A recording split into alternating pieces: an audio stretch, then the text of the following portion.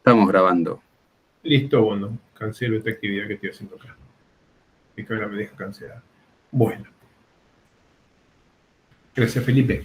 Entonces retomamos. Buenas tardes a todos. Vamos a presentar hoy dos temas, en principio desconexos. Uno es simulación del comportamiento no drenado de suelos en términos de tensiones efectivas, que es la presentación que tienen en pantalla. Y el segundo es factor de seguridad para fundaciones. Empiezo con este primero, con un poquitito de repaso.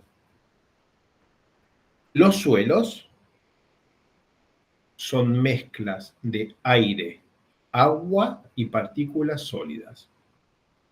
En un mismo volumen hay 3 especies diferentes, que son del aire, el agua y las partículas sólidas. Comparten el mismo volumen. Entonces, cuando uno los mira como ingeniero, cree que es una sola cosa. No es una cosa, son 3. Si hablamos de suelos saturados, bueno, no hay aire, entonces ahora es agua y partículas sólidas.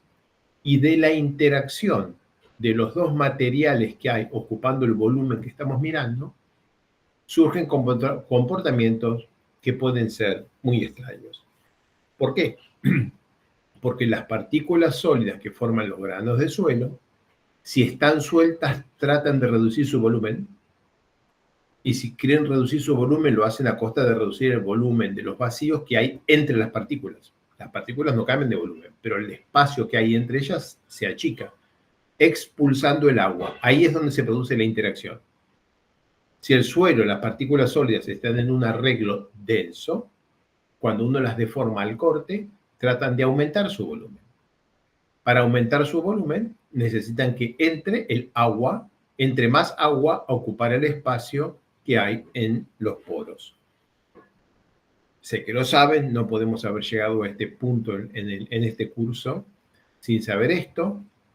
El asunto central es que esas interacciones entre los granos que forman el sólido y el fluido que forma el agua en los suelos saturados controla todo el comportamiento y el diseño de estructuras geotécnicas. En principio, tenemos materiales que son contractivos y materiales que son dilatantes para un cierto estado de tensiones y trayectoria de tensiones. En general, si el material que tenemos, que siempre es una mezcla de partículas sólidas y fluido, que es el agua, tiende a reducir su volumen cuando se lo permitimos, entonces si no le permitimos reducir su volumen, aumentan las presiones de poro que hay dentro del espacio poral, o sea, en los poros del sólido, del suelo. En cambio, si al deformarlo en condiciones drenadas, o sea, permitiendo que entre o salga agua, tiende a aumentar el volumen, entonces ese mismo material, si lo deformamos en condición no drenada, las presiones de poro son menores que la presión original, o sea, se reducen las presiones de poro. Cuando lo miramos en términos de círculo de Moore, tenemos un único material. Si el material, que es donde está el láser, el círculo colorado, en tensiones efectivas, es el único círculo que interesa. Los otros dos son solamente para graficar acá, pero no tienen ningún sentido físico.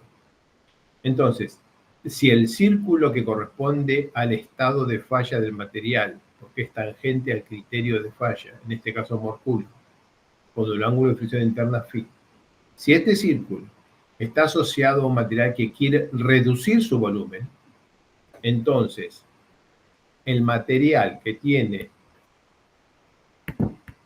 No está funcionando mi láser. A ver si puedo hacer que... Disculpas. Voy a ver si puedo lograr un milagro.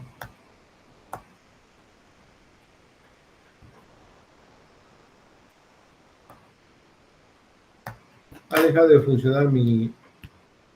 A ver si ahora funciona. Suerte. No.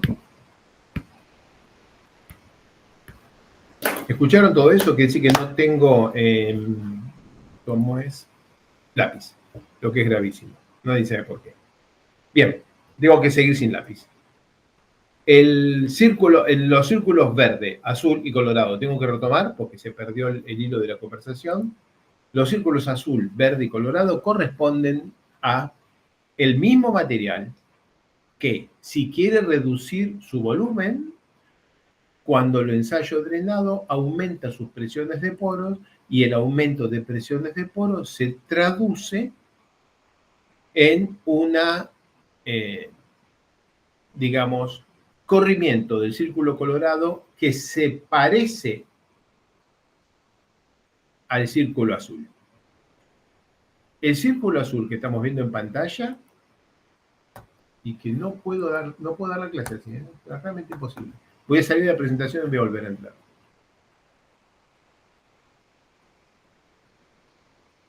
Porque así no se puede dar esta clase.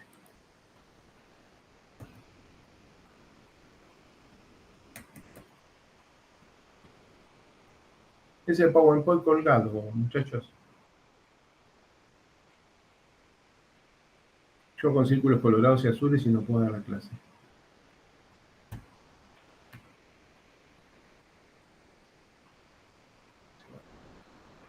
Estás por morir, PowerPoint. Un gusto conocerte.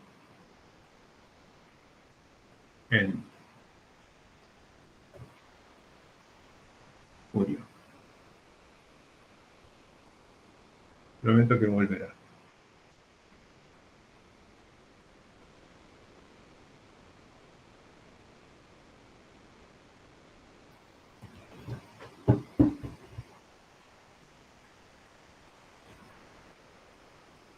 Todavía está, ahí gente ya se aburrió y dice, bueno, ¿qué es lo que hubiera hecho yo?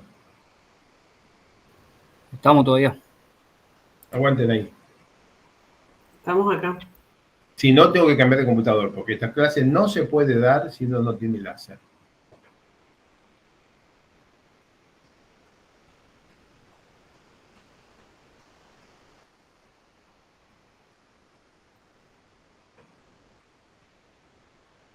Tengo láser. Empezamos a trabajar. Bien. Asumo que no tengo lápiz. Tengo lápiz. Es un día glorioso.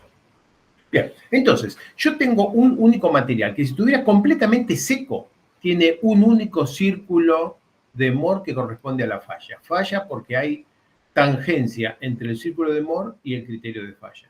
Es un único material, tiene un único círculo de Moore. Para llegar a la falla hay dos posibilidades.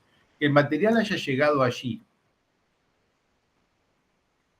reduciendo su volumen, o que el material haya llegado allí aumentando su volumen.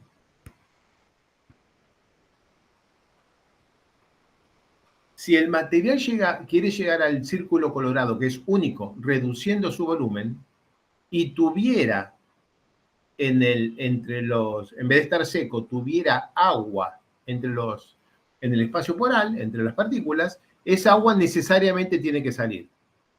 Si le permitimos que salga el agua, está en estado drenado. Si no le permitimos que salga el agua que querría salir aumenta su presión. Al aumentar su presión, esa presión del agua se traduce en una reducción de las presiones efectivas. Entonces, el material que vamos a analizar no drenado y que quiso reducir su volumen, se corre a la derecha porque las presiones totales son mayores que las efectivas. De la total a la efectiva está la presión de poros, que es la del agua. Por el contrario, si el material hubiera estado en estado suficientemente denso como para querer aumentar su volumen, entonces el agua que ocupa el espacio poral no hubiera sido suficiente y habría sido necesario que entre agua. Si se le permite entrar agua, estamos en estado drenado y aumenta el volumen a costa de que entre agua al punto que estamos analizando dentro del suelo. Pero si esa misma cosa la hacemos no drenado y queda aislado y no puede entrar ni salir agua, el incremento de volumen que no puede tener el material se transforma en una presión de poros negativa, o sea, menor que la presión de poros inicial. Y eso se traduce en un círculo de Moore en tensiones totales, que está a la izquierda del círculo colorado porque las presiones de poros son menores que cero. Déjenme ser claros, esto no existe, no tiene ningún sentido físico, esto no existe y no tiene ningún sentido físico, el único que tiene sentido físico es este. Bien, con eso vamos a cambiar ahora a cómo modelamos nosotros en geotecnia numérica este problema. ¿Y por qué estamos resolviendo problemas drenados y no drenados en geotecnia numérica? Bien, ¿por qué hablamos de drenado y no drenado?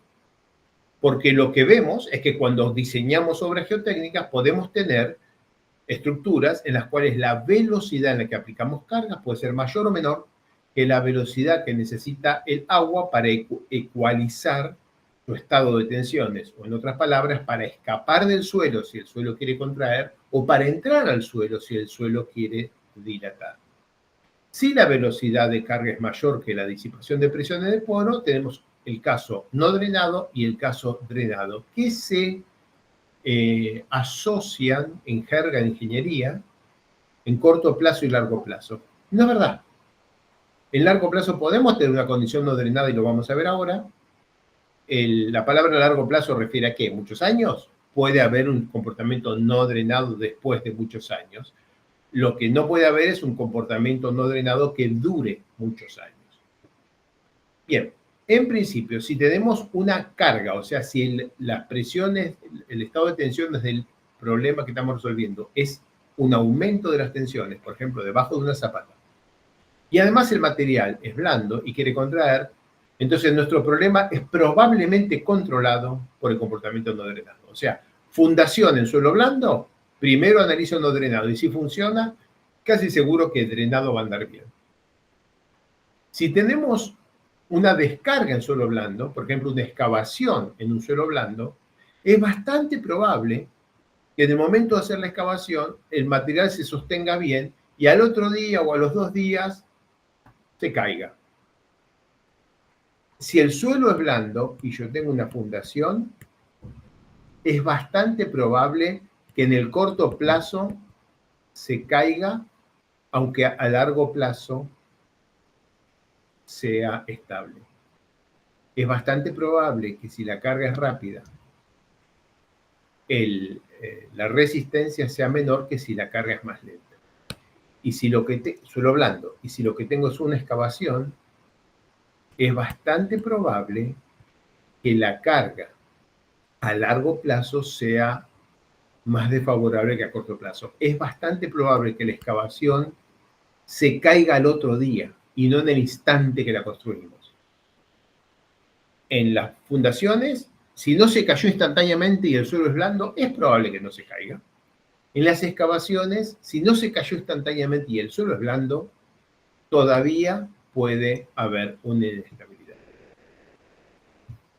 En los suelos duros es diferente. Si el suelo es duro, quiere decir que en términos jerga, ¿no? Como hablamos, digamos, coloquialmente duro, quiere decir que el material esperamos que dilate frente a un cambio en las tensiones de corte. Y en ese caso es probable que la condición drenada controle sobre la condición no drenada. Eso pasa, por ejemplo, en las fundaciones en los suelos de la Ciudad de Buenos Aires, pilotes y fundaciones superficiales, en los túneles en los suelos de la Ciudad de Buenos Aires. Todo lo que estamos diseñando como estructuras geotécnicas en los suelos de la Ciudad de Buenos Aires se calcula en estado drenado, porque la resistencia no drenada de los suelos de Buenos Aires es más alta que la resistencia drenada de los suelos de Buenos Aires, porque los suelos de Buenos Aires son dilatantes. Incluso en el caso de las descargas, en los suelos de Buenos Aires, el comportamiento no drenado es por lo menos igual, en la resistencia no drenada es por lo menos igual que la resistencia drenada, aunque en realidad en muchos otros casos, si tenemos un material dilatante en la jerga de ingenieros, un material suelo duro, y lo estamos descargando, esa descarga, aunque es pequeña y es elástica, es una deformación de reducción de volumen, que obligaría a analizar el estado no drenado primero. De todas maneras, hoy analizar drenado y no drenado en geotecnia numérica es hacer dos corridas que llevan 30 segundos cada una. De manera que esta distinción es solo, voy para atrás, es solo para comprender que no drenado aumenta presiones de poro solo si el suelo es blando. No drenado reduce las presiones de poro por debajo de las hidrostáticas si el suelo es duro. Y eso genera, desde el punto de vista conceptual, una secuencia lógica de análisis. Vamos a ver eso con este ejemplo. Este es un ejemplo fantástico que ocurrió en 1913, unos 30 años antes de que se publicara el libro Mecánica Teórica de los Suelos por Carter Cyle, y unos 25 años antes que se fundara la Sociedad Internacional de Mecánica de Suelos. O sea, en este momento los conocimientos de geotecnia que habían eran muy limitados. ¿Qué pasó acá? Aquí pasó que teníamos un terreno blando y lentamente se construyó una serie de cilindros de hormigón que se fueron construyendo, por supuesto, en capas, con tongadas, con encofrados, capaz que estuvieron un par de años construyendo esto. Esta construcción lenta, aunque produjo una carga muy importante, dio tiempo al agua que había en los poros del suelo blando a escapar. Estamos en una condición drenada. Pero luego de eso, un barco cerealero trajo cereal y trató de llenar el silo rápidamente. Esa carga del llenado del silo fue demasiado veloz en el mismo punto que llevaba años sometido a las tensiones del peso propio del tanque del silo. En el mismo punto se generaron incrementos de presiones de poro que produjeron la falla del sistema. Esta falla ocurrió porque la carga del grano fue rápida, aunque la construcción fue lenta. Es muy interesante la foto, porque se ve una estructura de hormigón completamente construida, sana, que se hundió como cuerpo rígido y no se entiende por qué. Se hundió como cuerpo rígido porque se le aplicó la carga del primer llenado. O sea, que el comportamiento no drenado de la fundación del silo de Draskozhna ocurrió luego de terminada la construcción, o sea, en principio a largo plazo, años después de que se empezó a construir. Ladd, en 1991, escribió este artículo que les recomiendo a todos que los lean, Evaluación de la estabilidad en construcción por etapas, y explica que en cualquier momento que la tensión de corte promedio a lo largo de una superficie potencial de falla alcance la resistencia al corte no drenada promedio disponible en esa superficie y en ese momento, entonces se inicia una falla no drenada independientemente de las condiciones de drenaje anteriores. Cuando la tensión de corte, voy a llenar el silo con grano, cuando la tensión de corte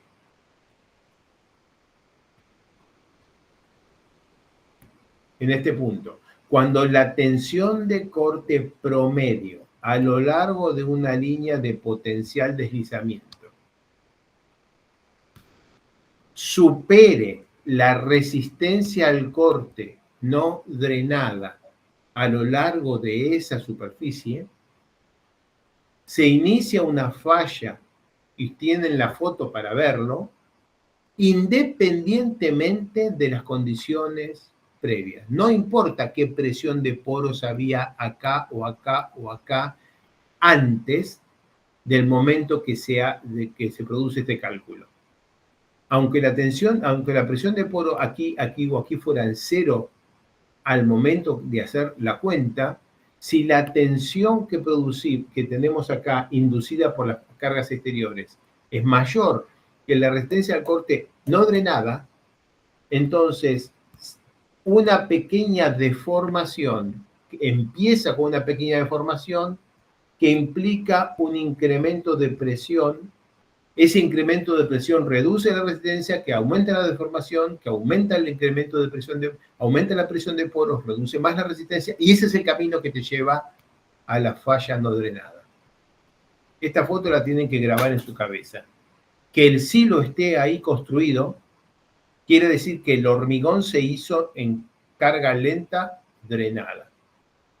Que el silo esté inclinado 30 grados quiere decir que el haber colocado la carga del grano rápidamente produjo una tensión de corte a lo largo de la superficie de potencial deslizamiento mayor que la resistencia al corte y falló, no drenado. ¿Cuánto tardó en caer esto?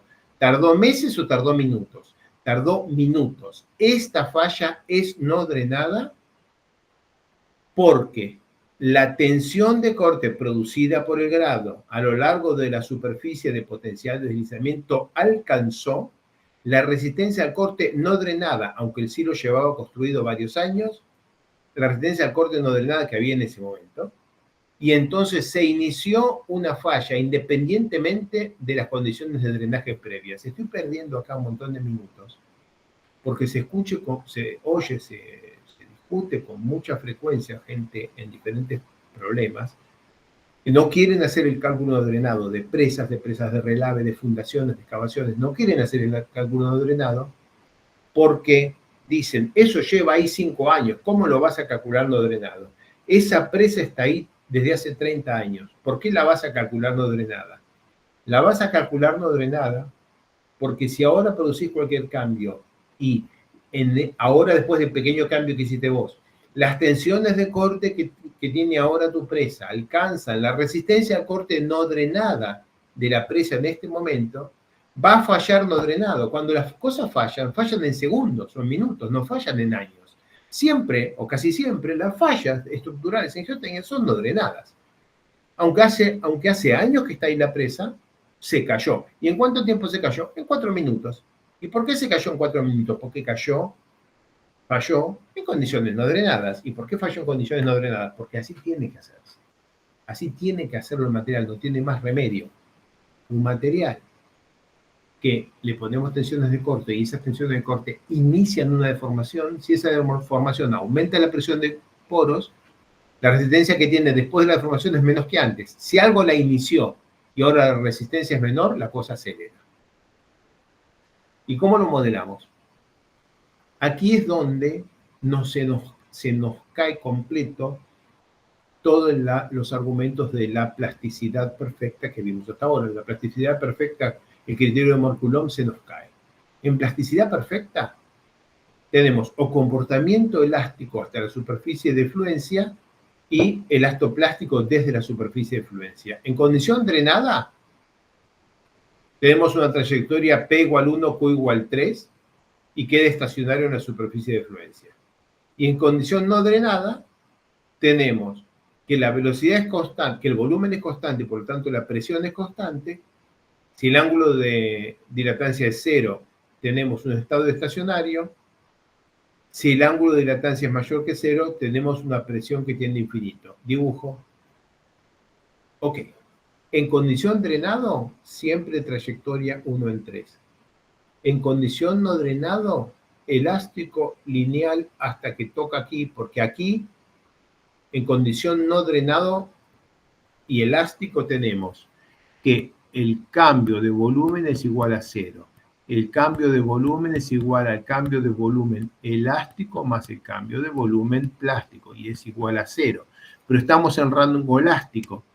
Si estamos en rango elástico, no hay cambio de volumen plástico. Quiere decir que no hay cambio de volumen elástico.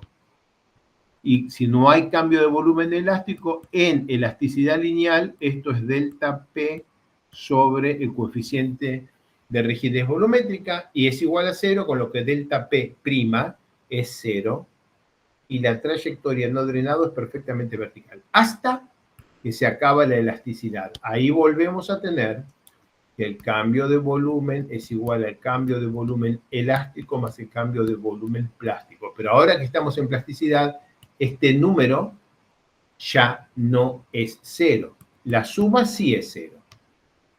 Si ahora tenemos un ángulo de dilatancia 0, el cambio de volumen plástico es 0 y seguimos igual que antes y nos quedamos paraditos en este punto.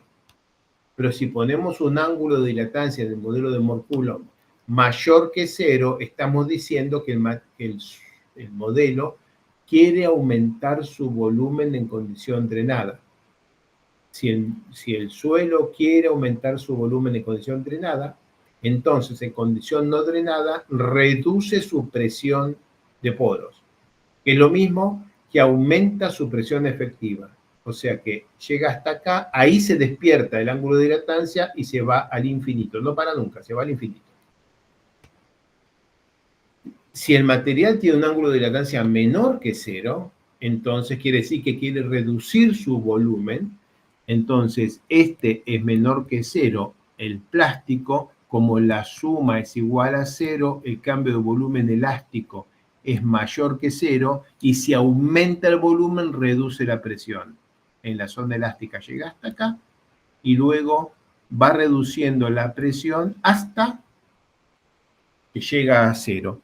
Porque en el momento que llega a 0, el criterio de Mohr-Coulomb da resistencia a 0, y ahí se acabó el cálculo. Esto es todo lo que se puede hacer con plasticidad perfecta. Por eso introducimos la plasticidad con endurecimiento. En la plasticidad con endurecimiento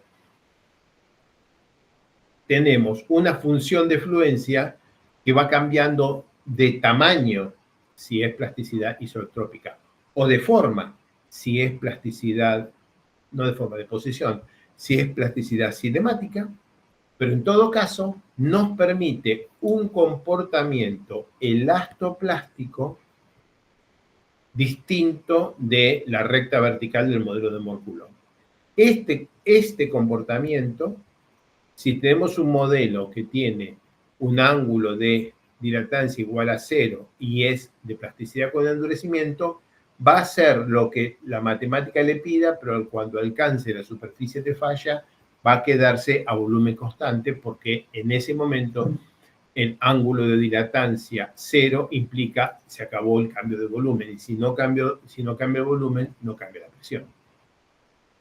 Otra vez, si el ángulo de dilatancia es mayor o menor que 0, va a subir o bajar. Esto es cualquier modelo de plasticidad con endurecimiento, como Mohr-Coulomb, pero con endurecimiento en cohesión y fricción, que tenga un ángulo de dilatancia mayor, igual o menor a 0. Para modelar la condición no drenada, o sea, para poner en un modelo el comportamiento que acabamos de describir, por ejemplo el del silo, y tener en un modelo, único modelo, un cuadrado y un silo en el que cargamos despacito, por ejemplo en un año, y el suelo se deforma lentamente, y después le ponemos la carga del grano en un día y falla. Para poder hacer esto, siempre con los mismos materiales, sin cambiar el material acá porque estamos drenado o no drenado, necesitamos un modelo constitutivo que refleje lo que describimos hasta ahora. Necesitamos un modelo constitutivo de plasticidad con endurecimiento tal que el incremento de presión efectiva implique una reducción de la deformación volumétrica elástica, que el incremento de deformación volumétrica plástica más el incremento de deformación volumétrica elástica pueda ser igual a 0, y que estas dos cosas estén atadas por una función de endurecimiento que permita una transición suave de rango puramente elástico a falla. Sigma epsilon, falla es por acá, elástico es por acá, una transición suave. Hoy, si tenemos tiempo, vamos a ver un modelo constitutivo que tiene esta transición suave. Necesitamos esto, que es la parte elástica, y necesitamos la condición no drenada. Y entonces, si hacemos así, la primera etapa de un año, no prendemos esta condición, no se la pedimos, no le pedimos esto durante la carga drenada, y se lo pedimos después en la carga no drenada. Vamos a hacerlo. por dos métodos diferentes. Uno es, el material tiene todos los parámetros en tensiones efectivas, cohesión efectiva y ángulo de fricción interefectivo, y está bien hecho. O la segunda es un modelo constitutivo en el cual la resistencia al corte no drenada se la ponemos con los dedos en vez de que sea el resultado del cálculo. En principio, si hacemos las cosas bien, un modelo constitutivo bien escrito tendría que solito tener la trayectoria de tensiones que toque y alcanzar la resistencia al corte que le corresponda. Y si el material fuera un poco más rígido, alcanzaría una resistencia al corte un poquito mayor, y si fuera un poco menos rígido, alcanzaría una resistencia al corte un poco menor. Esto sería ideal, definiendo M que función de φ'. Esto sería ideal, pero a veces esto es difícil de calibrar y entonces le imponemos una resistencia al corte. Ese es otro modelo constitutivo y ahora lo único que vamos a poder cambiar es que haga esto, o esto, o esto. Pero siempre va a llegar a esta resistencia al corte. Los primeros modelos en los cuales pone el parámetro más importante es φ', esos son modelos que están escritos y desarrollados en términos de tensiones efectivas. El segundo modelo, el de la línea colorada horizontal, que está en términos de resistencia al corte no drenada, no tiene sentido físico. O sea, está mal. Pero, por lo menos, sabemos que no importa cómo lo calibremos, llega al punto al que queremos llegar. Tiene la resistencia al corte no drenada exacta que queremos tener. Estos modelos se usan para hacer el cálculo de factores de seguridad y cosas por el estilo, aunque, repito, no tienen sentido físico. Entonces hay dos maneras de hacer el análisis no drenado. En realidad hay tres, había tres en Plaxis, una ya no existe, o si existe no la van a usar nunca ustedes, y entonces quedan dos, A y B. En A, tu modelo constitutivo te tiene que preguntar si hay φ. Y en B, el modelo constitutivo te tiene que preguntar la resistencia al corte no drenada que quieras. Sobre el primero vamos a usar varios modelos constitutivos. Hoy vamos a ver el modelo Hard-Linson Model. La semana que viene vamos a ver HS Small. Es un modelo de donde está el láser. Y se usa siempre y todas las veces con este método A, en el cual se hace un análisis no drenado, pero con parámetros efectivos. En este método, HS Small, HCM, que vamos a usar en lo que queda del curso, los parámetros de entrada son C' y φ'. No le damos como parámetro de entrada la resistencia al corte no drenada. Eso es un resultado, no un dato de entrada. En el método B, que vamos a usar con algunos modelos que usan resistencia al corte no drenada como dato de entrada, entonces sí, tenemos que dar resistencia al corte no drenada. De estos, solo vamos a analizar el modelo Janssen, que es interesante y se usa en la práctica, pero otra vez no tiene sentido físico. Vamos primero al método A, entonces. Estamos método A, en el que vamos a usar cohesión y fricción e imponer una deformación a volumen constante. Bien, vamos a necesitar la rigidez del agua. Si el agua tuviera una rigidez volumétrica 0, aunque le querramos imponer una deformación constante, el agua no va a cambiar su presión, y si el agua no cambia su presión, no va a haber cambio de presiones efectivas, pero si ponemos la rigidez del agua suficientemente alta, estamos imponiendo que el cambio de volumen sea 0, por lo que se llama un método de penalización, y esta rigidez del agua impone un cambio de las presiones efectivas que en vez de ir acá, van a ir acá.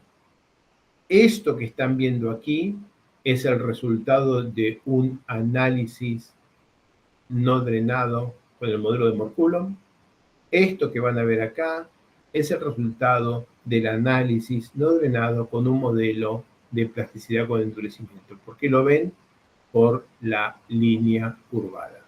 En realidad estamos resolviendo dos fases. Estamos resolviendo el equilibrio de la fase sólida, y sus parámetros son cohesión y fricción, y el equilibrio de la fase fluida, que es una deformación volumétrica, digamos, de un fluido, pero similar a la de elástico, y su constante, el parámetro que controla el equilibrio de la fase fluida, es la rigidez volumétrica del agua. Este método es el único que podemos usar en plasticidad con endurecimiento. Cada vez que tengamos un problema de plasticidad con endurecimiento, hay que determinar parámetros efectivos.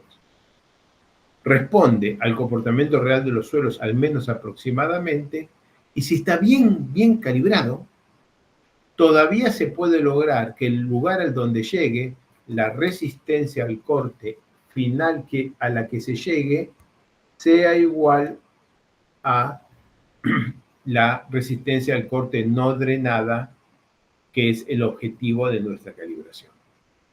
El problema es que para lograr esto la calibración es laboriosa y no se puede hacer con Morculón, porque si lo intentamos hacer con Morculón, si va vertical, porque es Morculón, va a llegar aquí, que es más resistencia. Esto es más resistencia que lo que queremos que es esta.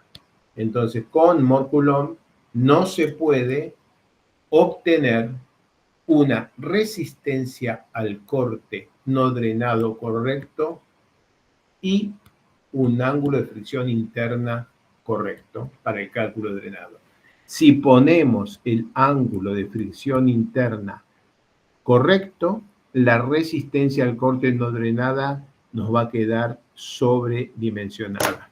Si ponemos el ángulo de fricción interna falso para que la resistencia al corte no drenada nos dé correcta, nos va a dar una resistencia al corte drenada que es incorrecta, porque la correcta está acá arriba y nos da un valor menor.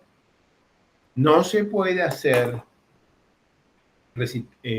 cálculo drenado y no drenado con Morculón con los mismos parámetros con el método A, ni tampoco con el método B. Por eso es que en esta clase abandonamos al modelo de Morculón y pasamos a otros modelos cotidianos. Recordemos, este es el método que vamos a preferir para calcular comportamiento no drenado con parámetros de entrada, cohesión efectiva y fricción efectiva. Pero también existe el método B, en el cual se impone la resistencia al corte no drenada. En ese caso, le permitimos al material que cambie de volumen todo lo que quiera, pero no le permitimos que genere presión de poros. No necesitamos que genere presión de poros porque estamos diciendo que la función de fluencia es esa. Entonces, que venga por acá, que venga por acá, que venga por acá, nos da igual. Siempre va a dar la misma resistencia al corte no drenada, porque le hemos puesto como función de fluencia una línea horizontal. Esto no tiene sentido físico, pero permite un análisis aproximado de comportamiento de condición no drenada en taludes o en problemas simples, sin conocer, sin calibrar el ángulo de fricción interna. Y si estamos condenados a usar Morculón porque no tenemos otro modelo, por lo menos evita un cálculo incorrecto de la resistencia al corte no drenada. Volviendo al dibujito que está acá, chiquitito abajo a la derecha, al usar una función de fluencia horizontal, obviamente por cualquier camino que lo haga, siempre va a llegar a la misma horizontal, que es la resistencia al corte no drenada que queremos.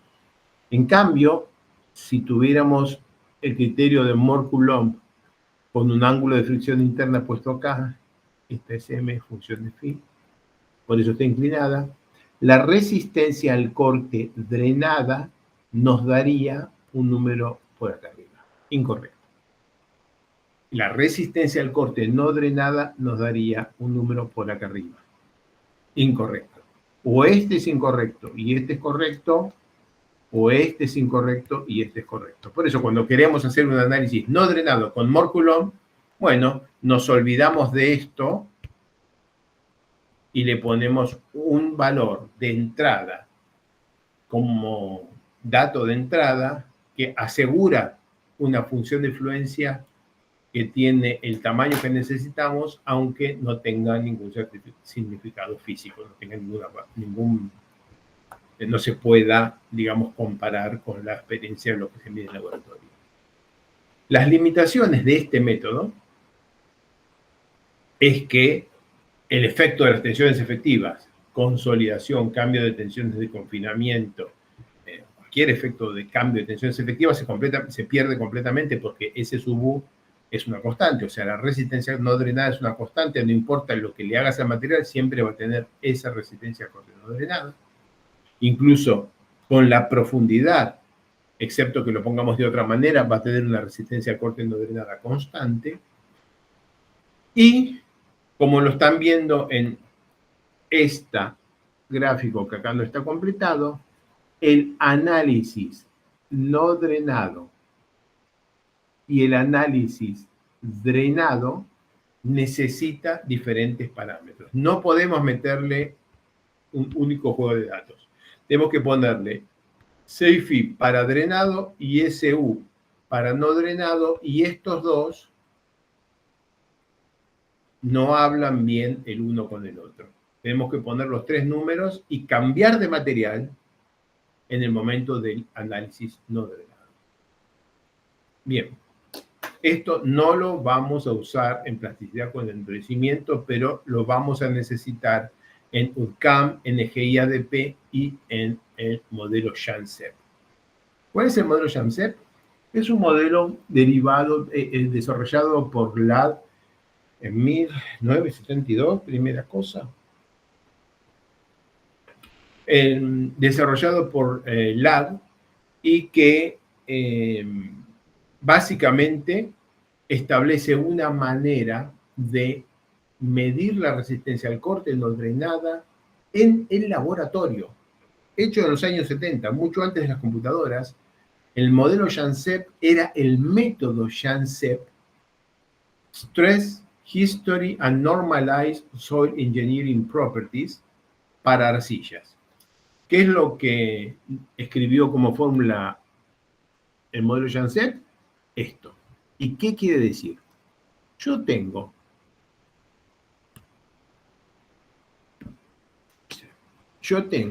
una arcilla en el terreno que tiene este estado de tensiones, en el terreno. En el momento que yo, esa arcilla que está en el terreno, y estoy 30 años antes de las computadoras, en el momento que inserto un instrumento, una herramienta, y saco la muestra, al sacar la muestra pierde completamente sus tensiones, pero queda con una cierta presión porque se desarrollan presiones de poro negativas que mantienen la muestra armada. Después la llevo al laboratorio, la tallo, la toqueteo, la manoseo, le produzco algunas tensiones de corte y la dejo por acá. Y a esa muestra ahí le hago un ensayo triaxial. La descargo hasta cero, la consolido una presión de confinamiento y la ensayo no drenado. Queda esta resistencia al corte no drenada, cuando en realidad la resistencia al corte no drenada del material, si lo hubiéramos podido sacar del terreno sin toquetearlo, habría sido esta. La azul es lo que podríamos haber obtenido si hubiéramos hecho todo perfecto. La roja es lo que obtenemos en realidad. ¿Qué es lo que dijo LAD? LAD dijo, gente, como pasa esto, recomendamos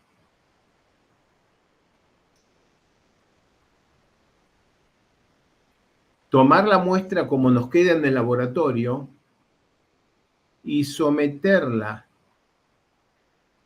a un incremento de la tensión de confinamiento que la lleve a la tensión de confinamiento que hay en el terreno. En el laboratorio me queda como está azul y le incremento la tensión de confinamiento hasta que la tensión de confinamiento sea como mínimo la que hay en el terreno, y quizás más. Y después la ensayo. Y me da esto. O esto, o esto.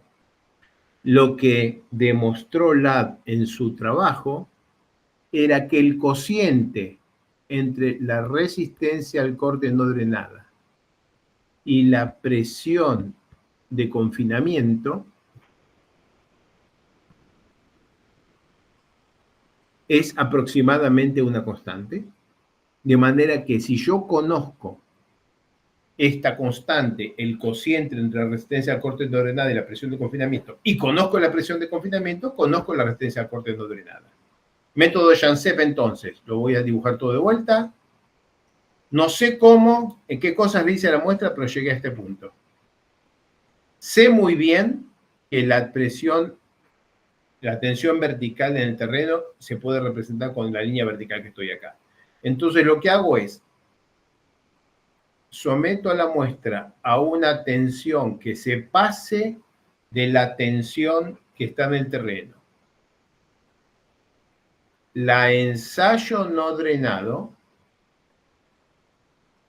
mido la resistencia al corte no drenado,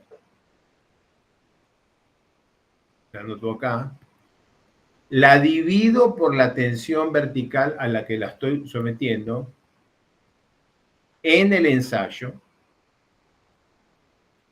lo multiplico por la tensión vertical que hay en el terreno, empiezo a borrar cosas acá,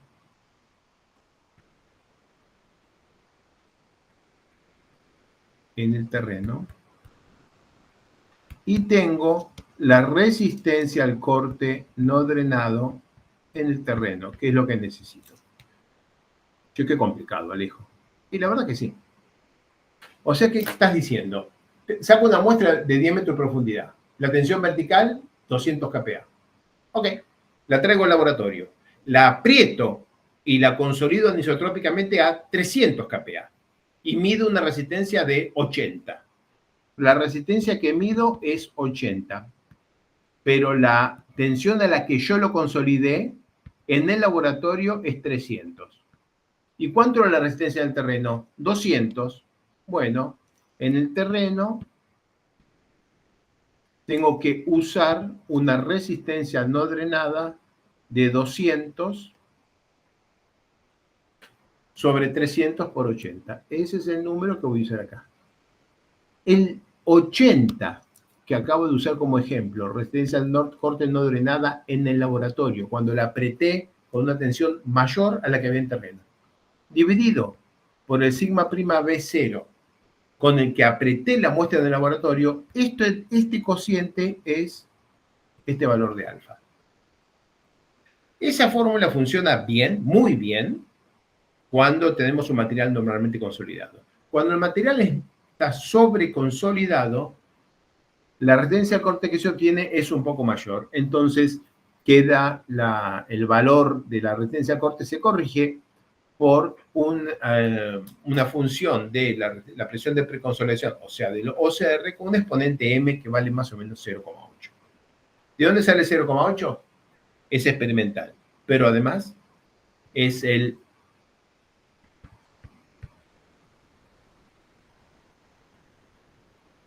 resultado de esta cuenta del ensayo edométrico digamos, de una muestra de índice de compresión dividido índice de recarga. Y este es más o menos 5 veces esto, así que esta cosa es más o menos 0,2, perdón, se sube resuelto sub C. Y el número entonces queda más o menos 0,8. Todo esto, muy lindo, por Ladd, 1973, no me acuerdo exactamente la fecha. Sigma primavera, tensión efectiva vertical en el punto de análisis, OCR es la presión de preconsolidación. Pero ¿cómo le metemos esto a un programa de elementos finitos? Bueno, para convertirlo en modelo constitutivo necesitamos decir que la presión efectiva vertical es la presión efectiva principal mayor. Entonces, OCR pasa a ser la presión efectiva principal mayor máxima dividido la presión efectiva principal mayor ahora, aunque no sean colineales, y eso es una trampita. M es el mismo M, el alfa es el mismo alfa, vale más o menos 0.22, 0.23 para la mayoría de las arcillas, y el sigma prima B se cambia por sigma prima 1. Todo esto junto es una función de estado y la vamos a llamar kappa. Y se deduce cuánto es. Si SU es sigma 1 menos sigma 3 sobre 2, y es kappa por sigma prima 1, de esta ecuación hay una relación biunívoca entre el valor de M, 6 por seno de phi sobre 3 menos seno de phi prima, y este valor de esta bendita constante que va acá. Esto que estamos diciendo ahora es lo que está implementado en el modelo constitutivo Janssen. Exactamente está implementado que pongas una constante que queda multiplicada por la tensión efectiva principal mayor y le da a cada punto de una malla de elementos finitos una resistencia al corte no drenada. Pero para poder calcular SU sobre sigma prima B0, que es un dato de entrada, todo esto es un dato de entrada en nuestro modelo, necesitamos hacer algunos ensayos de campo o de laboratorio. Un ensayo que se usa mucho es el ensayo de cono, de penetración de cono en terreno. Si hacemos un ensayo de penetración de cono, va a tener la pinta más o menos que se ve acá. Y va creciendo con la resistencia, va creciendo con la profundidad de una manera más o menos errática. Podemos medir esta resistencia al corte en el ensayo de cono, por ejemplo, a través de la fricción lateral en el cono. Es una manera, no es la única, pero es una manera que nos viene bien ahora a nosotros para este cálculo. Entonces tenemos la resistencia no drenada, normalizada por la presión efectiva normal, la presión efectiva vertical. Ese es el parámetro alfa del modelo Janssen. Y en un ensayo de cono tenemos todo esto como medición, por ejemplo, de la resistencia lateral del cono. El punto está que para poder dividir por sigma prima B0 necesitamos conocer sigma prima B0.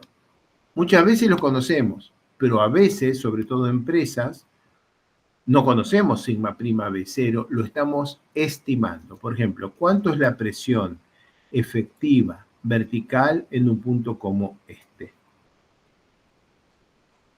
Lo que podemos hacer es bajamos un instrumento a un punto como este y medimos, por ejemplo, esta presión de poros. Entonces, en ese punto, la presión efectiva vertical es igual a la presión total menos la presión de poros que acabamos de medir. Ok, eso no presenta ningún problema. Pero imaginen que conozco punto acá, acá y acá. ¿Tengo bien calculada la tensión efectiva en todo el sistema? Recordemos lo que estoy diciendo. Quiero medir la resistencia a corte no drenada. No puedo sacar muestras, siempre se rompe. Entonces saco una muestra y mido este cociente para una presión de confinamiento bien alta. Y lo multiplico por la presión de confinamiento que tengo en el terreno. Eso es inteligente. Bueno, pero ¿cuánto vale esta presión de confinamiento en el terreno? Lo estamos discutiendo en esta filmina. ¿Y cómo calculo este cociente con un ensayo típico? Bueno, lo puedo hacer en el laboratorio o lo puedo hacer en terreno. Si lo llego a hacer en terreno, no estoy siguiendo el método Janssen de apretar la muestra y confinarla a una presión mayor que la que hay en terreno, sino que estoy usando directamente la resistencia que hay en terreno. Y eso es un problema porque típicamente asumimos condiciones hidrostáticas y nos metemos en un lío complicado. Miren, en este ensayo de cono, por ejemplo, el gradiente de la presión de poros es 4,6 kilopascales por metro en vez de 10. Tendría que ser 10 kilopascales por metro, o sea, 10 kilonewton por metro cúbico dividido por un metro. que es el peso unitario del agua. Sin embargo, el agua puede estar fluyendo, como por ejemplo está fluyendo en esta presa, y entonces en una vertical no medimos un gradiente de presión de poros de 10 kilopascales por metro. La secuencia. Imagine que tengo 3 ensayos de cono o de cualquier método para medir la presión del agua, y le pongo acá los 3 puntos que acabo de medir. Entonces, en realidad, la presión que mido acá se corresponde a este equipotencial y corresponde a esta superficie, que es la superficie freática o la superficie libre. La dibujo acá. Bien. Pero en realidad lo medí con 3, por ejemplo, ensayos de cono o 3 piezómetros, y asumo que lo que acabo de medir vale en su vertical. Esto pasa en todos los estudios geotécnicos que yo veo. Medimos en algún punto en profundidad la presión, la dividimos por el peso unitario del agua y lo llevamos en vertical para arriba. Eso nos lleva a pensar que la superficie freática está acá cuando en realidad está aquí. Salir de este punto y subir y dibujar el puntito a la distancia hacia arriba que corresponde a la presión que mide nuestro cono, nos lleva a dibujar una superficie freática acá cuando en realidad está acá. Y en casos como este, que son bastante dramáticos, en los cuales tengo un gradiente, si yo mido la presión acá y asumo 10 kilopascales por metro, voy a decir que acá tengo el nivel freático.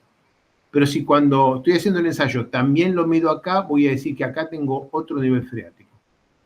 Y acá otro nivel freático. En un solo cono hice 3 mediciones, 3 niveles freáticos. Si llego a hacer 4 mediciones, 4 niveles freáticos. ¿Puede haber 4 niveles freáticos en un solo cono? No. Pero estamos asumiendo distribución hidrostática y estamos subiendo de la presión que mide el instrumento, estamos subiendo con gama del agua de 10 kilonewton por metro cúbico, y eso no está garantizado. Entonces, ¿qué vamos a hacer nosotros? Vamos a estimar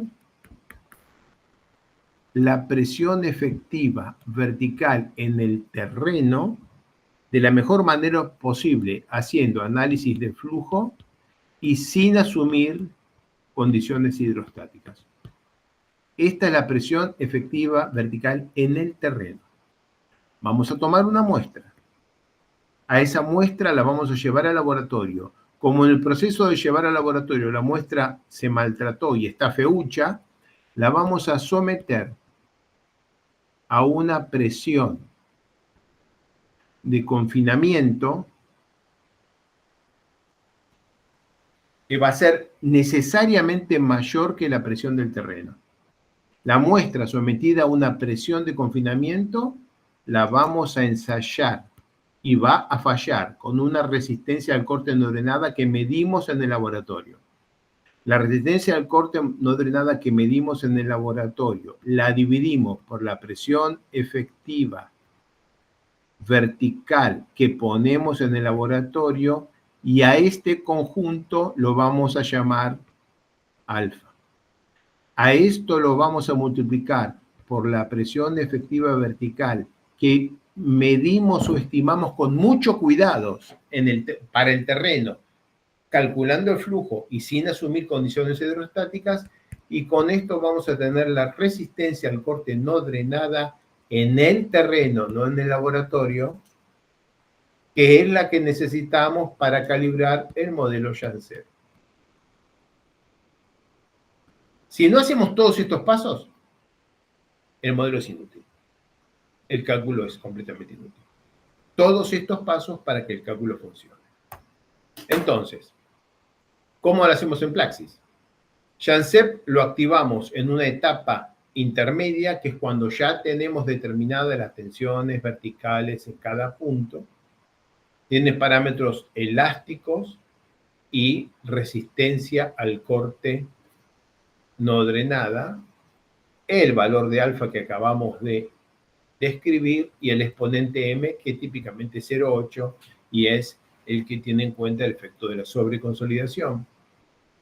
Y tenemos como variable de estado, la única variable de estado que tenemos es la presión de preconsolidación en cada punto, que cuando estamos haciendo el cálculo en Plaxis, y entiendo que también en FLAC, es el resultado de la etapa anterior a aquella en la que estamos usando el modelo Janssen. En este caso estamos ignorando las presiones de poros. No hay presiones de poros generados por el modelo, porque acá no estamos queriendo seguir la física del problema. Ya sabemos que el modelo va a dar la resistencia no drenada objetivo, aunque calcule mal o no calcule en absoluto presiones de poro. Y entonces, en el cálculo no drenado, le ponemos simplemente parámetros efectivos, pero no hay problema porque el método, el modelo, no tiene ángulo de fricción interna ni ángulo de dilatancia. Y en el cálculo drenado, este método es simplemente Morcoulomb. No se usa Janssen para análisis no drenado. Largo, ¿verdad? Y complicado. Entonces, mensaje. No drenado. Mal. Usar Morcoulomb. Aceptable. Para probar con 4. Usar Janssen. Bien. Usar plasticidad con endurecimiento. Parámetros de los 3 modelos. Modelo de Morcoulomb, mal, C sub U. Parámetro, modelo aceptable Janssen, SU sobre sigma prima V0, que lo vamos a llamar simplemente alfa. Pero no es C sub U, no es una constante. Es una pendiente, o sea, depende de la presión efectiva que estemos usando en cada momento. Bien, plasticidad con endurecimiento, C', Φ', ángulo de dilatancia. Y más cosas, más parámetros, que los vamos a ver en los siguientes modelos. No olviden esta filmita. Bien, la resistencia a corte no drenada, ¿puede ser mayor que la resistencia a corte drenada? Sí, la resistencia a corte no drenada puede ser mayor que la drenada, pero lo que ocurre en la realidad es que si uno tiene un material en el que una parte está blanda y otra está dura, y acá hay otra parte dura y acá hay otra parte blanda por alguna casualidad, y uno hace un ensayo no drenado de esta mezcla, entonces el blando va a tratar de expulsar agua y la va a expulsar hacia lo duro. El blando va a expulsar agua y la va a tratar de expulsar hacia lo duro. Y si ustedes recuerdan la curva de carga del ensayo edométrico, la pendiente en la rama de compresión, cuando achica su volumen, es como 5 veces mayor que la pendiente en la rama de descarga, cuando aumenta su volumen. Entonces, si esto vale 1, esto vale 5. Quiere decir que por cada 5 gotas que este saca, y que van a ir acá arriba, este solo necesitaba una gota de las 5, solo una, para cambiar de no drenado a drenado. Este material va a reducir su volumen con una pendiente 5. Este material aumenta su volumen con una pendiente 1. Si yo lo analizo no drenado, este material no reduce su volumen y este material no aumenta su volumen. En la realidad, que ni es perfectamente drenado ni es perfectamente no drenado, este material reduce un poquitito su volumen. En vez de reducirlo 5, que era lo que quería, lo reduce solo 1. 1 de 5. Es prácticamente nada. Sigue portándose no drenado. Y ese 1 lo expulsa hacia arriba. y alcanza ese 1 que lo expulsa hacia arriba para que el material de arriba se porte como drenado. El material blando expulsa mucha agua. El material duro pide muy poquita agua. Cuando hay duro y blando en un mismo problema, el material blando siempre le aporta al material duro suficiente agua como para que éste se porte como drenado muy rápidamente. Puesto en una sola línea, el material que dilata drena muy rápido, o sea, con muy poquito agua que le entra, ya pasa a tener comportamiento drenado. ¿Por qué? Porque es mucho más rígido. Entonces, el cambio de volumen necesario para que haya un cambio de presión es mucho menor. El límite, entonces, que vamos a usar en la práctica para la resistencia al corte no drenada es que no sea mayor que la resistencia al corte no drenada que hubiéramos calculado con parámetros drenados. ¿Eso qué quiere decir? Hagamos la cuenta. Avanzamos en compresión proporcional hasta un punto. Y este punto es presión y tensión desviadora. 1 más 2K0 sobre 3 por sigma vertical es la presión media. 1 menos K, donde K es sigma H sobre sigma B, por sigma vertical. Esa es la sigma 1 menos sigma 3. A partir de ese punto, no sabemos cómo se va a aportar el material, pero sabemos que tenemos que usar para el diseño una resistencia al corte que no puede ir a la derecha de donde está el láser, para asegurarnos que no estamos usando en ningún momento una resistencia al corte no drenada que sea mayor que la que tendría ese material si pudiera drenar. De esta cuenta, simplemente operando, sale una relación, SU sobre sigma prima B0 es lo que venimos llamando alfa, que es esto. K es 0,5 más o menos, ¿no? Sigma H sobre sigma B, M, ponerle que más o menos valga más o menos 1,2 o una cosa por el estilo. Entonces, más o menos 2 menos 0,5 sobre 6 sobre 1,2 le pongo 5 menos 2. 2 menos 0,5 es 1,5. 5 menos 2, 3. 0,5. Cuando hagan las cuentas prolijamente se van a enterar que la resistencia al corte no drenada normalizada no debería ser mayor que más o menos 0,5. El número exacto depende de cuánto es el coeficiente de empuje en reposo en la trayectoria de vuestro material, que típicamente es 1 menos seno de φ', y depende, por supuesto, también de cuánto es el ángulo de fricción interna, que yo acá le puse 1,2 poniendo más o menos 30, 32 grados. Ok. En el caso particular de compresión puramente edométrica, el límite para la resistencia al corte no drenada que tienen que usar en el modelo Janssen es este. Y recuerden que esta fórmula está acá en esta filmina por si algún día la necesitan. Ese es el número que da más o menos 0,5. Bien. Voy a pasar a hacer un ejemplo con un tanque cargado con etapas. Necesito, antes de pasar, saber si hay alguna cosa que quieran que repase antes de pasar al ejemplo. Todo lo que acabo de decir se va a entender mucho mejor con el ejemplo, pero ¿cómo es? Sería bueno si hay alguna consulta o comentario hacerlo ahora. Alejo, buenas noches. Acá Christopher. Tengo una duda bien puntual. En la publicación de The Grudy Lab del 90 y tanto, ellos comentan una limitación de utilizar Chancept y si no me engaño es que, bueno, tiene solo estructurados o sobre todo aquellos que son muy influenciados por efectos químicos como aquellos cementados, realmente el Chancept ya él pierde no sirve más aplicabilidad, ¿no? Sí, no sirve más. ¿Es correcto? Sí, solo si la cohesión efectiva C' es distinto de 0, casi todo lo que dije hoy se cae. Estoy haciendo la primera clase sobre lo no estructurado, la primera clase de comportamiento no drenado.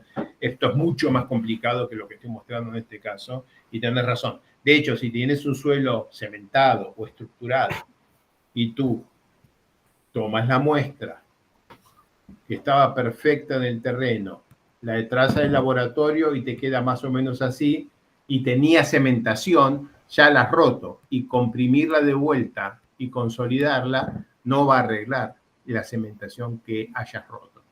No, para los suelos muy estructurados o muy cementados, el modelo Janssen no sirve. Es básicamente para sillas blandas, que es cuando, en la enorme mayoría de los casos en que queremos hacer un cálculo no ordenado como el que estamos discutiendo, ¿no? Oh, perfecto, perfecto. Y otra consulta, porque ya en el pasado tuve mucho sobre esto en depósitos marinos. Tienen aquel efecto que ellos llaman de sobreconsolidación aparente, que es justamente aquel cross que se genera por efectos de desecación y sobre todo en estas arcillas en Surinam, por ejemplo. Sí. Lo que estás discutiendo es, muchas veces es simplemente efecto viscoplástico. Arcillas de alta plasticidad que tienen mucho tiempo en esa posición tienen deformaciones viscoplásticas, de las que solo vamos a hablar en las últimas 2 semanas del curso, y que afectan y que producen una sobreconsolidación aparente, y la vamos a tratar, pero falta un rato. No, perfecto, porque justamente está el método de Borland, ¿no? Que es que reconstituye la muestra y como que trata realmente de medir los efectos puramente mecánicos. Entonces lo que quería saber era si en ese caso existe ya referencia en donde tú implementes ese programa de ensayos, midiendo solo efectos mecánicos, e implementes chance para cualquier análisis de capacidad de fundaciones, por ejemplo, que sucede mucho. Mira, en principio puedes. Si tú incorporas todos los efectos del tiempo que tenga tu material en el valor de alfa y haces un análisis de corto plazo, no está mal.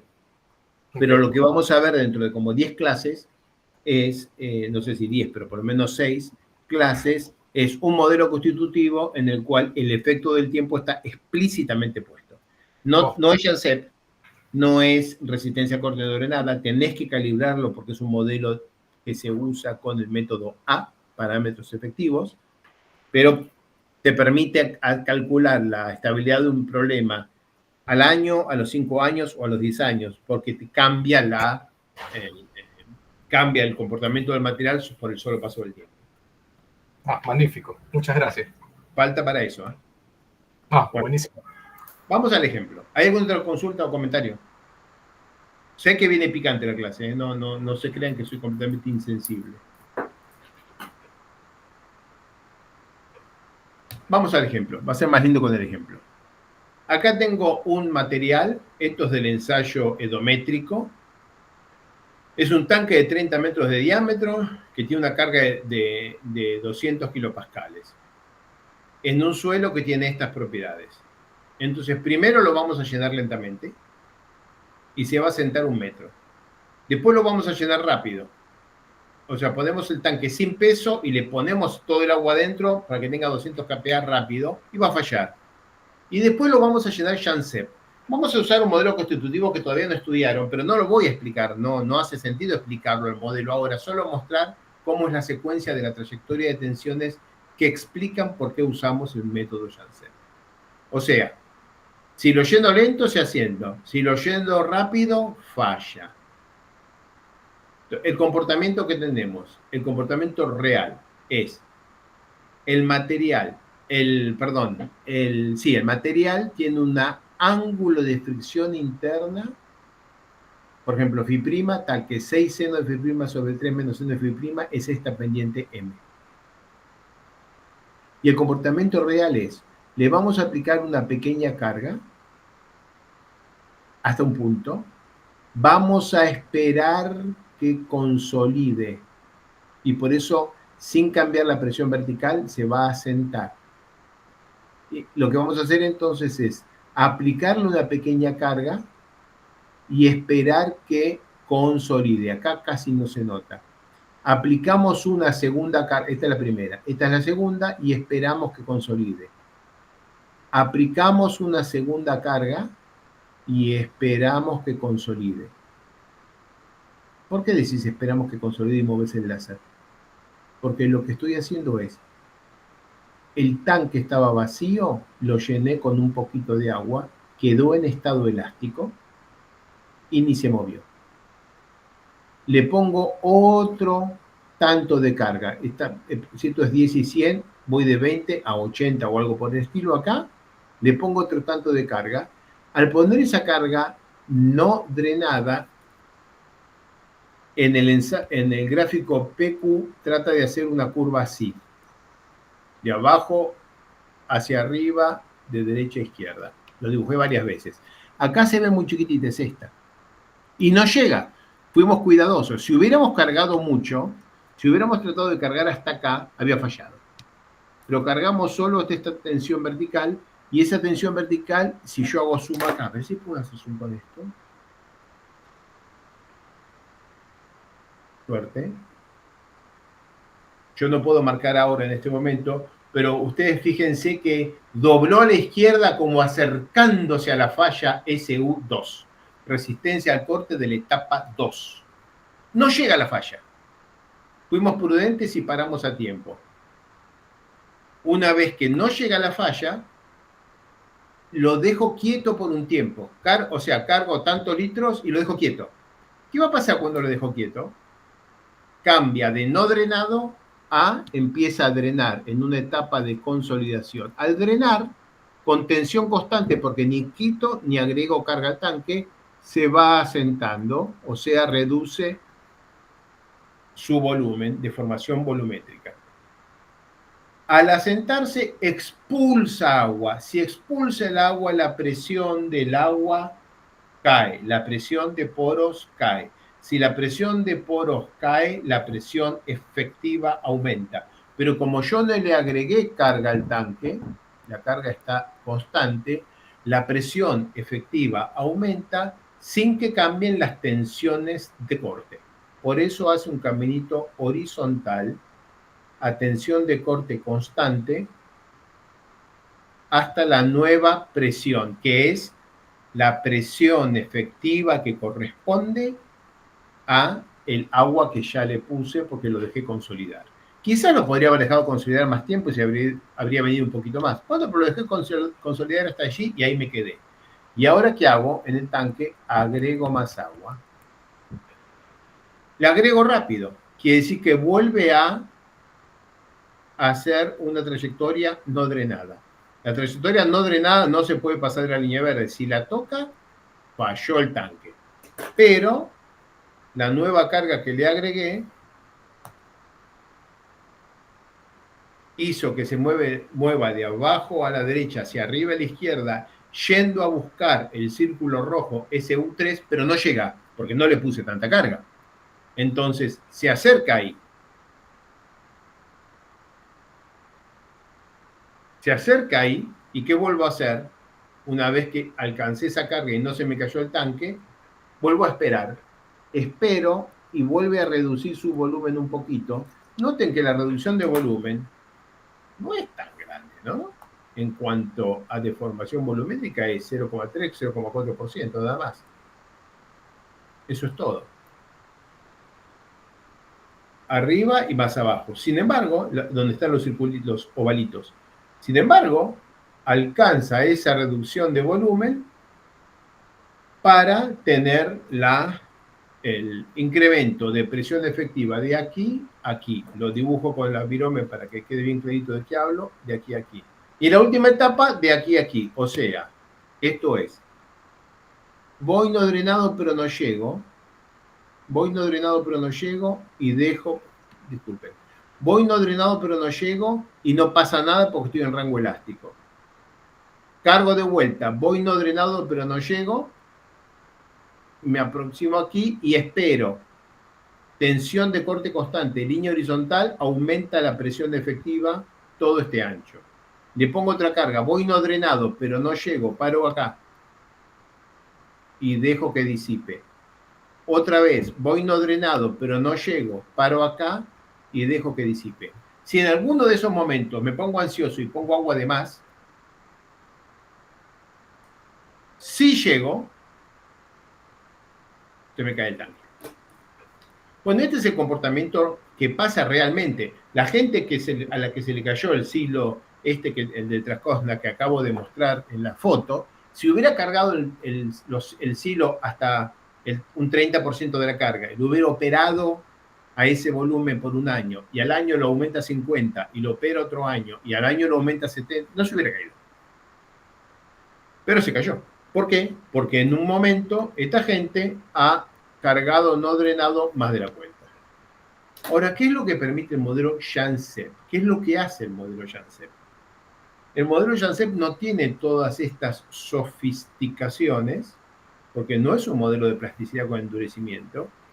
Entonces, lo que hace es simplificar, y la carga no drenada la hace como una raya vertical a presión constante, y la carga, la trayectoria drenada en la que consolida es una raya perfectamente horizontal a tensión de corte constante. O sea que este serruchito que se ve acá se convierte en esto que está inclinando acá. Y este M asterisco, si queremos escribir este M asterisco rarito que tenemos acá, es el que está relacionado con el parámetro alfa del modelo de Janssen. Ya no con phi prima, no depende del ángulo de fricción interna, es solamente la pendiente de cómo crece la presión, el cociente entre la presión de poros y el incremento de la tensión vertical. Ese cociente es la pendiente esta, que ahí la pusimos como M asterisco. No es una M, porque la M la guardamos para 6% de 6% de phi prima sobre 3 menos n de phi prima, pero sí es una pendiente en este gráfico y por eso quedó ahí con ese asterisco. A la izquierda, comportamiento real, que ustedes van a poder modelar con los modelos constitutivos que vamos a enseñar de aquí hasta fin del curso. Ustedes van a poder modelar lo que está a la izquierda. No hace falta hacerlo de la derecha. ¿Y para qué enseñamos lo de la derecha? Porque en un ensayo de laboratorio en el que aplicamos la técnica Janssen, lo que medimos es esta pendiente, SU sobre sigma prima B, todo en laboratorio. Esta pendiente. Y con esta pendiente sabemos que la estimación de resistencia a corte no drenada que hagamos con este modelo va a ser bastante precisa. Incluso puede ser más precisa que esta. Nos perdemos toda la secuencia de consolidación y drenaje y carga no drenada, que está a la izquierda y que es mejor, pero sabemos que para cálculos de factores de seguridad, el método de Janssen es razonablemente robusto y seguro. Entonces, ¿por qué no se usa siempre Janssen para calcular factores de seguridad? Bueno, se puede usar.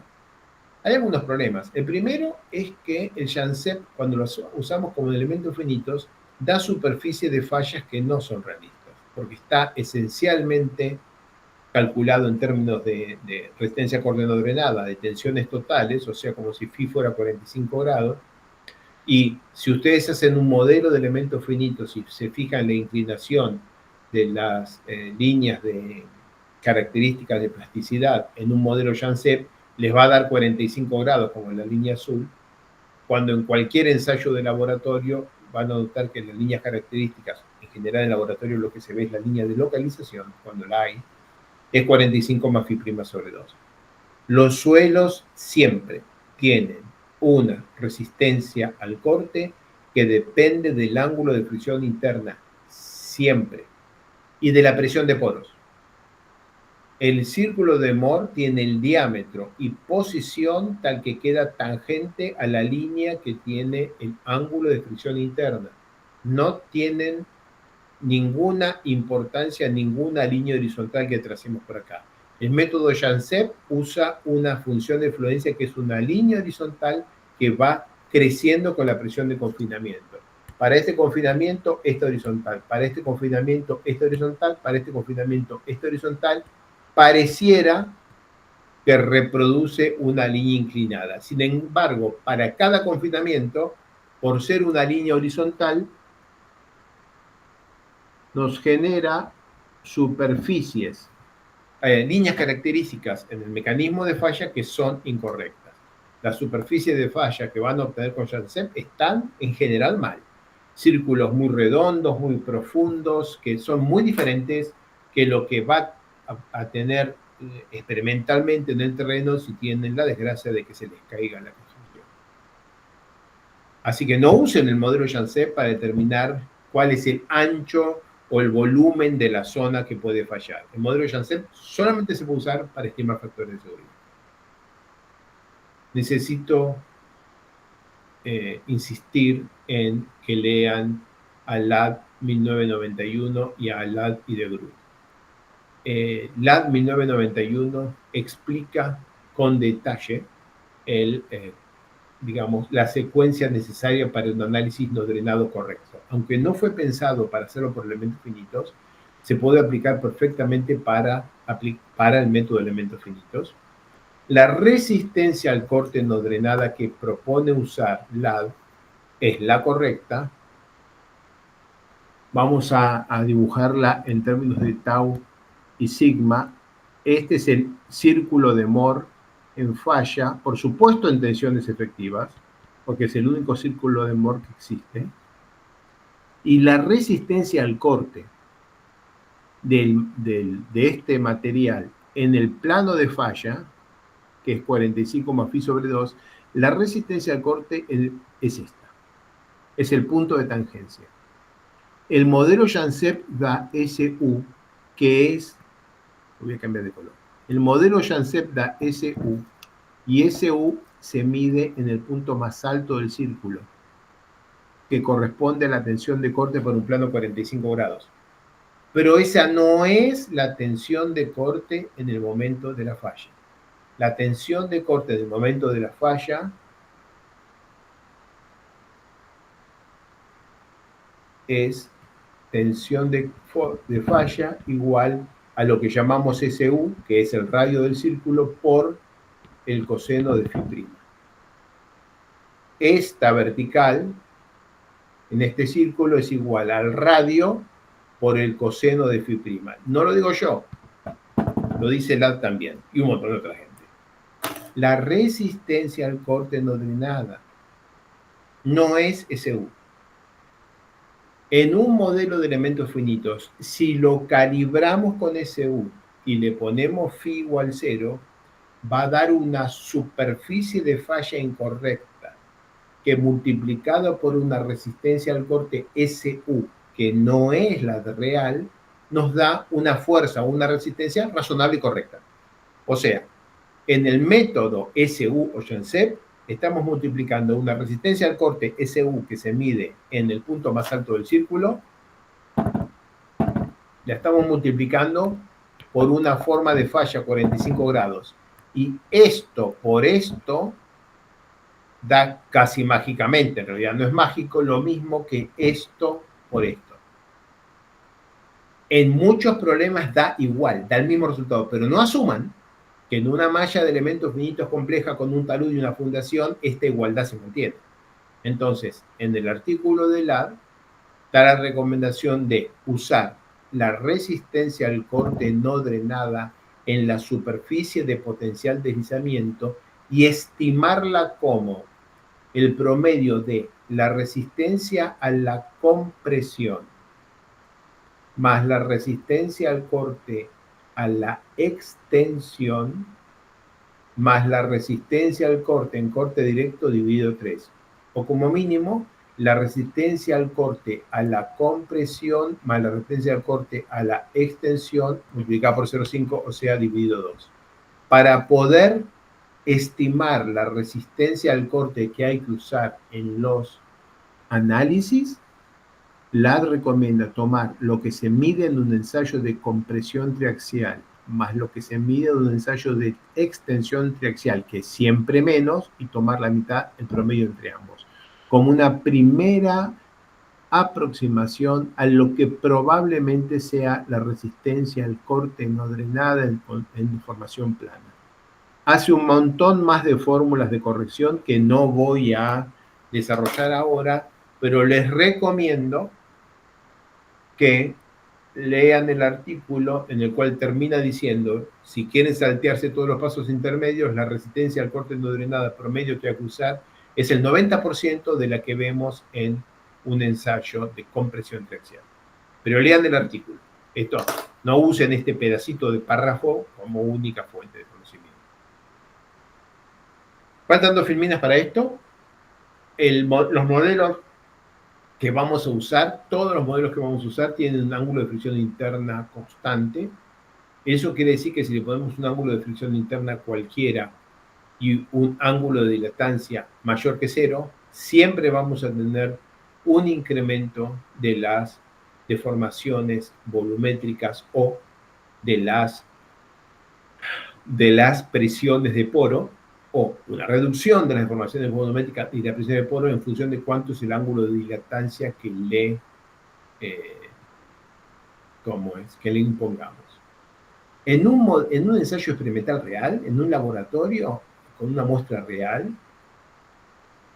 aplica la teoría de estado crítico, quiere decir que si la muestra es densa, va a aumentar su volumen hasta que ya no sea densa. En ese momento el ángulo de dilatancia va a ser 0 y el ángulo de fricción interna va a ser el ángulo de fricción interna a volumen constante.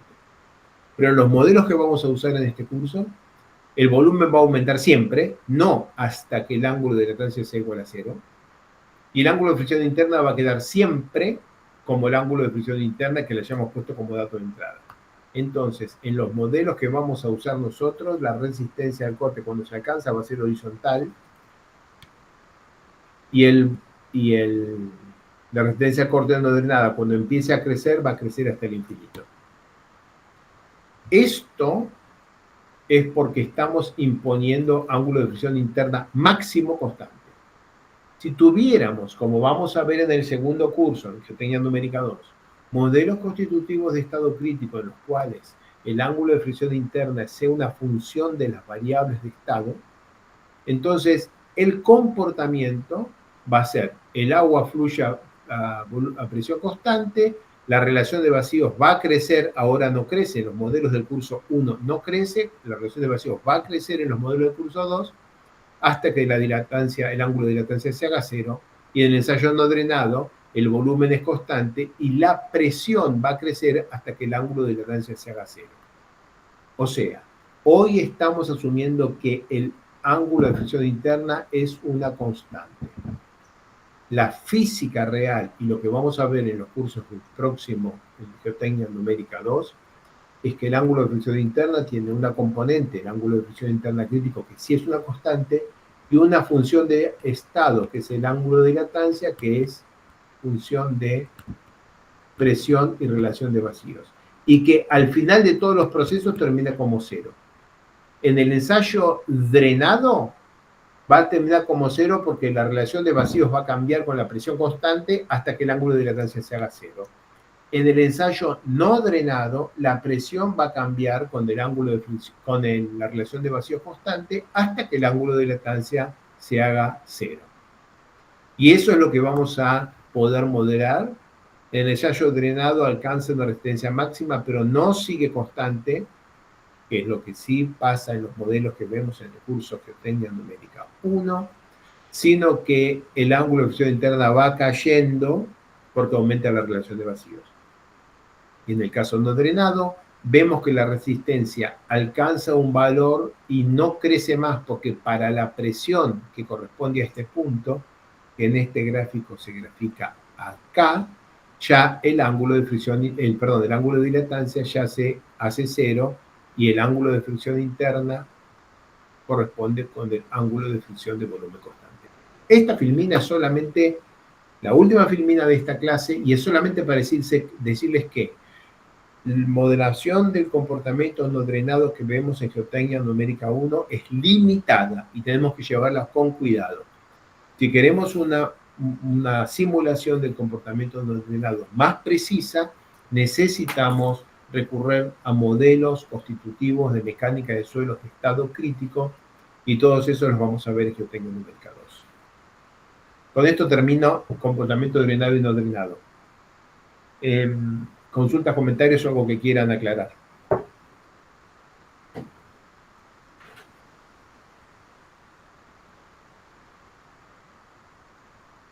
Alejo, aquí de nuevo, Cristóbal. ¿Cómo?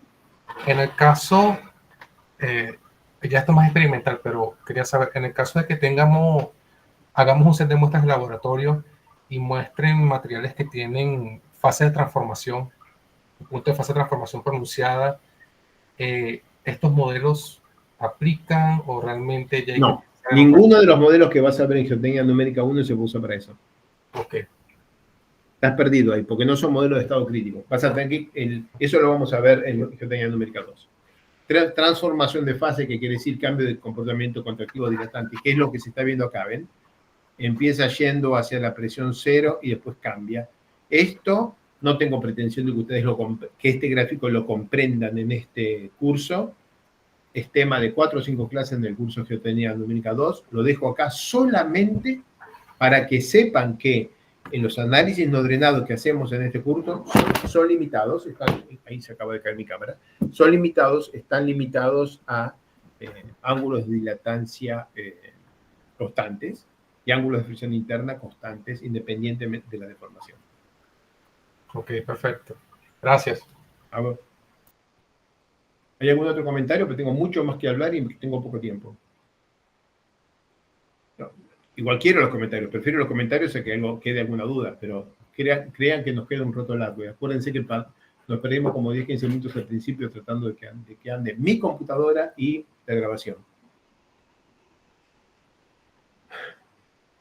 Queda media hora, mínimo hasta el descanso, aviso. Alejo, yo diría que demos de baja factor de seguridad.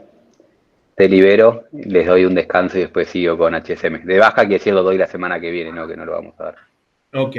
En el factor de seguridad. Sí, te voy a mandar agregué una filmina. Te voy a mandar una filmina ajustada para ese módulo en todo caso, si querés.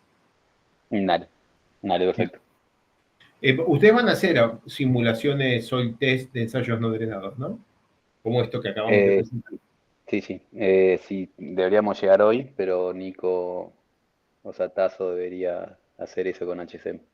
Ok, perfecto. Bueno, dale. Entonces vos das HSM hoy y llevamos factor de seguridad, lo das vos o lo doy yo, se verá la semana que viene, ¿ok? Eso. Listo. Bueno, está bien. Gracias, Alejo. Gracias a vos. Al resto de la gente hagamos un intervalo de 10 minutos, -5 en punto. Seguimos con teórica, -5 en punto, seguimos con el módulo de HSM, Hardening Soil Model.